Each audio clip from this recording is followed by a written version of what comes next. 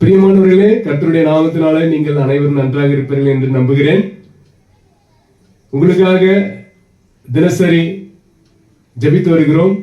ஜெப விண்ணப்பத்திற்காக இயேசு தெரிந்து கொண்டார் ஜெபகோபுர ஊழியங்கள் 9182152199. இன்னொரு நம்பர் 9441248629. தினசரி ஒரு வாக்கு தத்தம். இன்றைய வாக்கு தத்தத்தை நாம் பார்ப்போம். ஒரு சின்ன பல்லவி. பாடுவேன், மகிழ்வேன், கொண்டாடுவேன், அப்பா சமூகத்தில் பாடி மகிழ்ந்து கொண்டாடுவேன்.